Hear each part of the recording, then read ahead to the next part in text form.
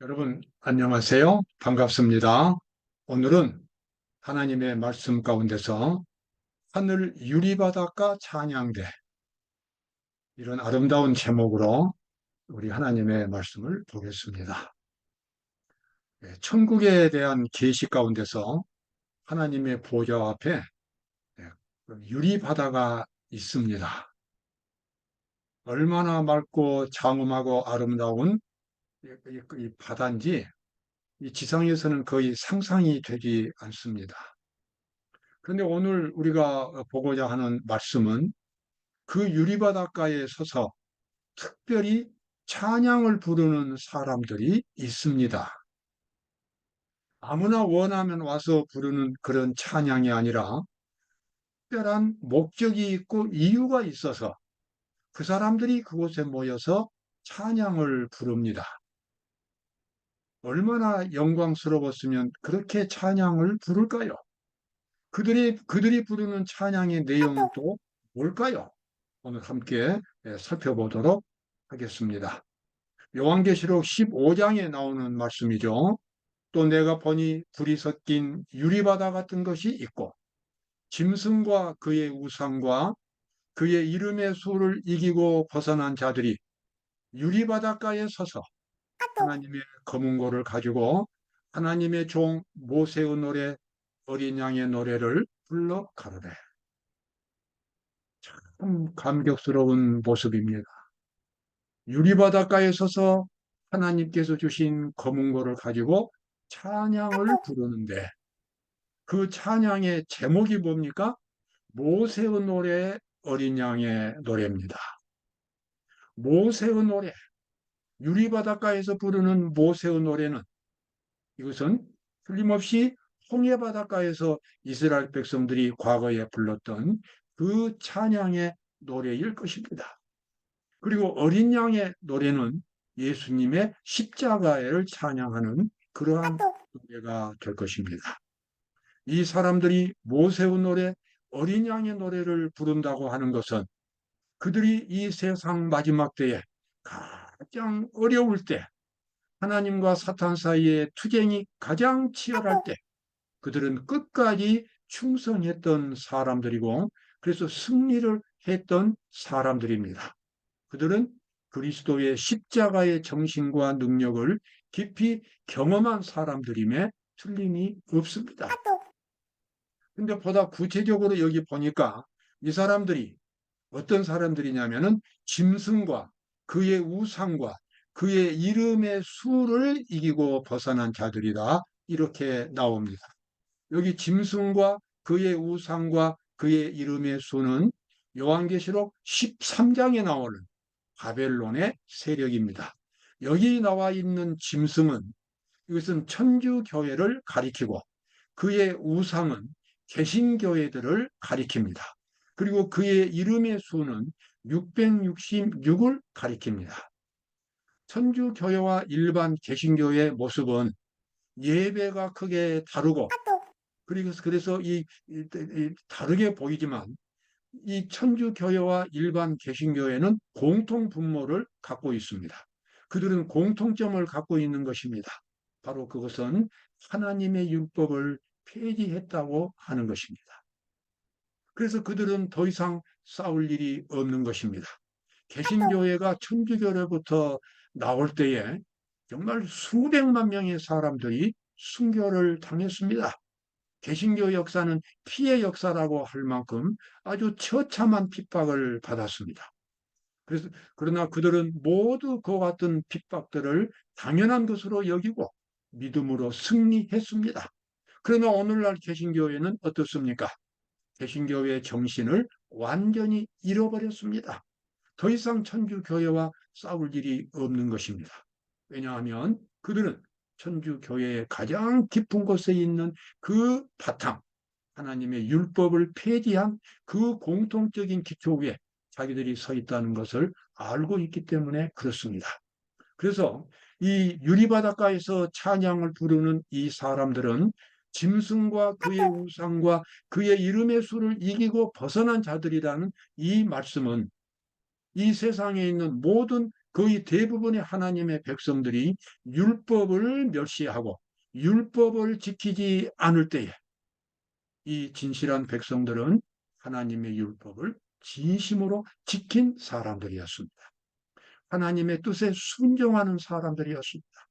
하나님의 율법을 지킨다는 것이 무엇인가를 이 사람들은 경험으로 아는 사람들이었습니다.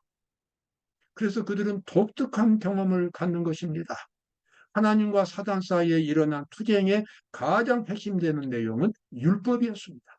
사탄은 하늘에서부터 율법은 폐지되어야 한다고 주장했고 하나님의 율법은 지킬 수 없다고 끊임없이 주장해 왔습니다.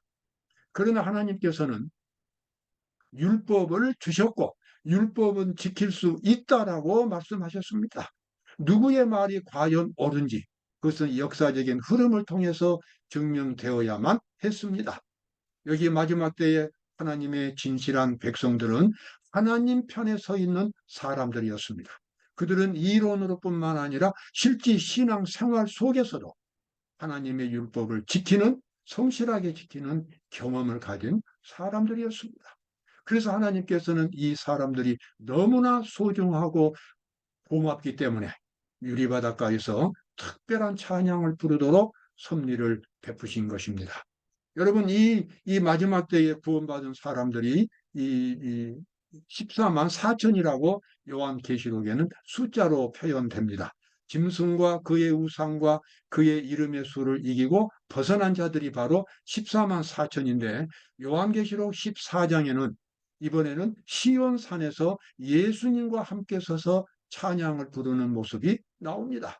또 내가 보니 보라 어린 양이 시온산에 섰고 그와 함께 14만 4천이 섰는데 그 이마에 어린 양의 이름과 그 아버지의 이름을 쓴 것이 있도다. 어린 양은 예수 그리스도를 가리킵니다. 그들의 이마에 어린 양의 이름과 아버지의 이름을 쓴 것이 있다는 것은 이것은 사실상 그것은 그들의 얼굴 표정에서 하나님의 형상, 예수님의 모습, 하나님 아버지의 모습이 인격적으로 나타난다고 하는 것입니다. 그들은 깊은 속죄와 성화의 경험을 가졌습니다.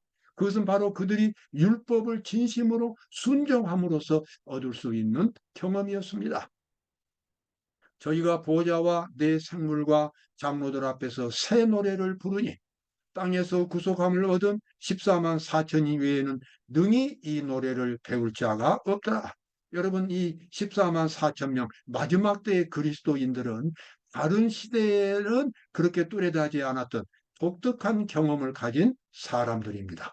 온 세상의 그리스도인들이 다 율법을 폐지할 때 그들은 율법을 순종했고 그리고 하나님의 율법은 지켜야 한다고 하는 것을 그들의 삶을 통해서 증명한 사람들이었습니다. 그들은 많은 어려움을 겪었고 많은 투쟁을 해야 했습니다. 그래서 다른 시대에 살았던 그리스도인들이 이와 같은 독특한 경험이 사실상 마지막 때만큼 그렇게 많지 않기 때문에 이 찬양대에 함께 참여할 수가 없다라고 그렇게 말합니다. 자, 여기 짐승의 정체를 잠깐 보도록 하겠습니다. 짐승이 큰 말과 참남된 말하는 입을 받고 42달 일할 권세를 받으니라. 요한계시록과 이 다니엘서를 연구해 본 사람은 이 42달이라고 하는 특별한 기간에 대해서 잘 알고 있습니다. 이것은 중세 암흑시대를 가리킵니다. 천주교회가 온 세상을 지배하던 시대입니다. 그것이 42달은 1260년을 가리킵니다. 1260년 동안 유럽은 천주교회가 지배하는 세상이 되었습니다. 여기 나와 있는 이 모습은 다니엘서 7장에 나와 있는 모습입니다. 여기 나와 있는 주변에 있는 뿔들은 국가들을 가리키고 가운데 있는 뿔은 천주교회를 가리킵니다. 여러분, 제가 이렇게 천주교회를 이렇게 비판한다고 해서 제가 천주교회 교인들을 비판하는 것은 결코 아닙니다. 저도 과거에 천주교인이었습니다. 천주교인들이 얼마나 양심적이고 어려운 사람들 편에 서고 그리고 매우 겸손한 사람들이라는 것을 저는 잘 알고 있습니다. 제가 천주교회에 대해서 이와 같은 비판을 가하는 것은 그 천주교회 신자들이 아니라 그들이 갖고 있는 종교적인 배경입니다. 그들은 천주교회는 하나님의 율법을 폐기했습니다. 십계명을 바꾸었습니다. 하나님의 율법을 폐지시킨 것입니다. 율법이 폐지됨으로써 기독교의 근본이 무너지게 되었습니다. 그것이 바로 천주교회가 저지른 가장 큰 실수가 되겠습니다. 여기 666은 바로 비카리우스 필리데이라고 하는 그 로마 교황이 과거에 썼던 그 관 위에 세워진 라틴어 글자들입니다. 이 알파벳을 비카리우스 필리데이를 이 알파벳을 숫자로 환산하면 666이 나오는 것입니다. 성경은 이와 같은 일이 있을 것이라고 예언했습니다. 1260년은 AD 539년 로마 교황이 서유럽을 지배하기 시작한 그때부터 1798년 교황 피우스 6세가 불란서 혁명군에게 체포되어 끌려갈 때까지 1260년간의 로마 천주교회의 그 같은 통치 기간을 가리키고 있습니다. 그 기간이 바로 1260년 한때, 두때, 반때가 되겠습니다. 마지막 때의 천주교회는 다시 한번 일어날 것이라고 말합니다. 1798년에 로마 교황이 끌려감으로써 많은 사람들은 천주교회가 끝났다고 생각을 했습니다. 그러나 그렇게 되지 않았습니다. 이태리의 새로운 지배자인 이 혁명정부가 다시 천주교회에게 권한을 주었고 바티칸시라고 하는 조그마한 영지도 함께 주면서 천주교회를 회복시켜 주었습니다. 그 이후로 천주교회는 다시 온 세상에서 정신적인, 종교적인 하나의 중심 세력으로 등장했습니다. 그러나 중세시대처럼 그렇게 온 세상을 다스리지는 못하고 있습니다. 온 세상을 다스릴 수 있는 기회가 이제 앞으로 오게 될 것이라고 요한계시록은 예언하고 있습니다. 그런데 마지막 때에 이 세상을 지배할 바벨론의 세력 속에는 또 하나의 거대한 세력이 있습니다. 그것은 미국을 중심으로 해서 일어나는 개신교 세력입니다. 내가 봄에 또 다른 짐승이 땅에서 올라오니 새끼양같이 두 뿔이 있고 용처럼 말하더라. 요한계시록 13장에 나오는 계시입니다. 새끼 양은 예수 그리스도를 가리킵니다. 짐승은 국가를 가리킵니다. 그래서 새끼양같이 생긴 짐승은 이 세상 역사에서 이것은 18세기에 일어난 17세기에 일어난 미 합중국 외에는 이런 나라가 없습니다. 우리가 잘 아는 대로 미국은 청교도들이 기독교 정신으로 세운 국가입니다. 사람이 거의 없는 북미 유럽에서 북미 신대륙에서 미국은 건립되었습니다. 하나님과의 청교도들이 하나님과의 언약을 맺고 기독교 국가를 건설하겠다는 꿈을 가지고 세운 나라가 미국입니다. 그런데 여기 나와 있는 이 모습 속에 또 뭐처럼 말합니까? 새끼양같이 두 뿔이 있지만 용처럼 말한다고 했습니다. 이것은 미국이 기독교 정신, 개신교 정신을 잃어버리고 천주교회와 연합해서 종교 핍박을 다시 시작하게 될 것이라고 하는 것에 대한 예언이 되겠습니다. 땅에서 올라오는 새끼양같이 두 뿔이 있는 짐승은 미 합중국과 그곳에 있는 개신교회를 가리킵니다. 그래서 개신교와 천주교회 그리고 이 사탄이 능력을 나타내는 강신술 이와 같은 세력들이 마지막 때 온 세상을 지배하는 그와 같은 바벨론 세력이 됩니다. 그런데 그와 같은 이 마지막 때의 이 세상 가운데서 하나님께 진실하게 충성을 다하는 백성들이 있습니다. 그 사람들이 바로 여자의 남은 자손들입니다. 여기 보면은 용이 여자에게 분노하여 돌아가서 여기서 용은 사탄을 가리킵니다.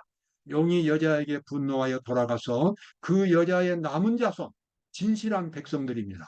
곧 하나님의 계명을 지키며 예수의 증거를 가진 자들로 더불어 싸우려고 바다 모래 위에 섰더라. 바다는 상징적으로 수많은 민족과 국가들을 가리킵니다. 용이 바로 수많은 국가들을 지배하면서 하나님께 끝까지 충성을 다하는 여자의 남은 자손들, 여기 두 가지 특징이 나옵니다. 하나님의 계명과 예수의 증거를 가지고 있다고 했습니다. 마지막 때 하나님의 참된 백성들은 이 두 가지 특징을 가지고 있습니다. 하나님의 계명을 지키고 있으며 예수의 증거, 이 시대에 주어진 애언의 기별을 갖고 있습니다. 이 시대에 주어진 애언의 기별은 그것은 바로 세천사 기별이 되겠습니다. 이 시대를 위해서 주어진 하나님의 마지막 기별, 세천사 기별을 가지고 하나님의 율법을 진실로 순종하는 사람들이 마지막 때에 여자의 남은 자손들이고, 그들을 통해서 하나님께 영광이 돌려지고, 그들은 이 독특한 경험을 가지고 나중에 하늘 유리바닷가에서 찬양을 부르는 그러한 경험을 가질 수 있게 될 것입니다. 공중에 나는 천사로 말미암아 전파된 기별은 하나님이 말씀하셨을 때에 선포하신 바 동일한 복음이다.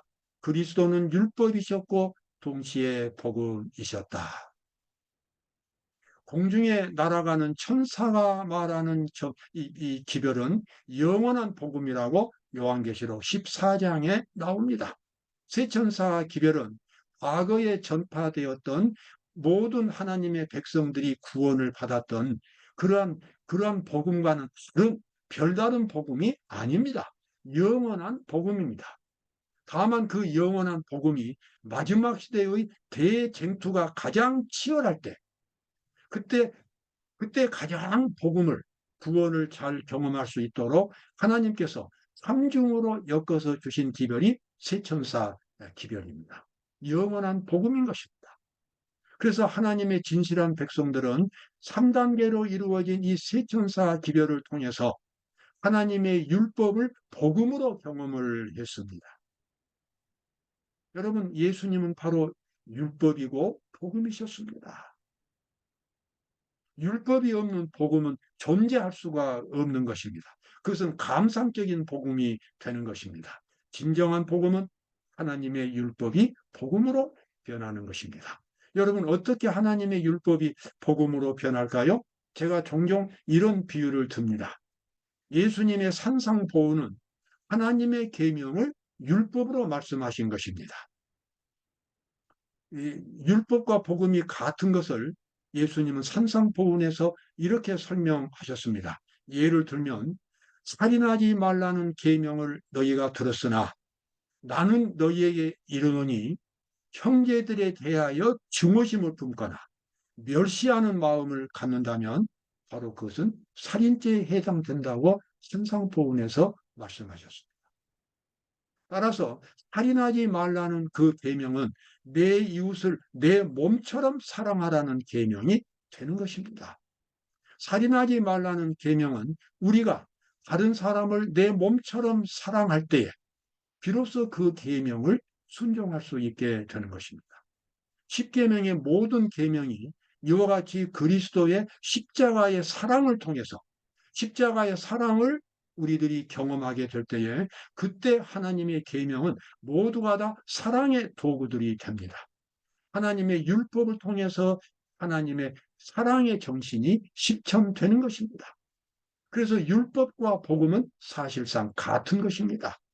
그래서 여기 나와 있는 대로 그리스도는 율법이셨고 동시에 복음이셨다. 우리가 바로 이런 사람들이 되어야 합니다.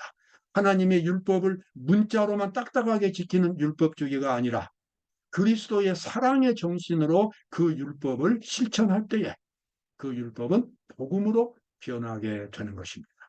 바로 하나님의 율법을 지키는 비결이 거기에 있습니다. 그래서 그리스도의 십자가가 없이는 하나님의 율법은 지켜질 수가 없는 것입니다. 예수님의 십자가만이 율법을 복음으로 만들 수 있습니다. 그래서 하나님께서는 이스라엘 백성들에게 시내 산에서 십계명과 율법을 주실 때에 동시에 주신 것이 또 하나 있었습니다. 그것은 바로 짐승을 잡아서 제사를 드리는 성소였습니다. 그 성소, 짐승을 죽여서 피를 뿌리면서 제사를 드리는 그 제사가 바로 그리스도의 십자가의 능력을 가리켰습니다. 그래서 구약시대 사람들도 짐승의 제사를 통해서 그리스도의 십자가를 바라볼 수 있었고, 그들은 십자가의 능력을 통해서 율법을 복음으로 그렇게 지킬 수 있게 되었던 것입니다.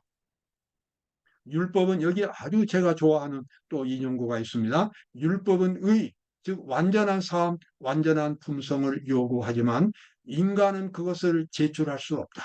그러나 그리스도께서는 인간으로 이 세상에 오셔서 거룩한 삶을 사시고 거룩한 품성을 발전시키셨다. 예수님은 우리들에게 내가 곧 길이요 진리요 생명이라고 말씀하셨습니다. 예수님은 우리 모두가 율법을 지키는 데 있어서 그 길이 되시는 분입니다. 예수님이 우리 속에 들어오심으로 우리는 하나님의 율법을 지킬 수 있는 사람이 되는 것입니다. 왜냐하면 예수님은 우리 속에서 새로운 품성을 만들어 주시는데 그 새로운 품성은 예수님이 경험을 통해서 얻었던 그 품성입니다. 예수님은 우리와 똑같은 처지에서 생활하셨고 똑같이 어려운 죄가 정말 죄로 인해서 타락한 인간의 몸을 입으시고도 하나님의 율법을 순종하셨습니다. 예수님은 거기서 귀중한 경험을 얻으셨습니다.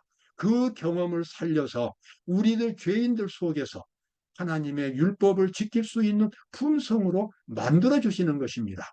그러한 경험을 가진 사람은 이제 하나님의 율법을 지킬 수 있게 되는 것입니다.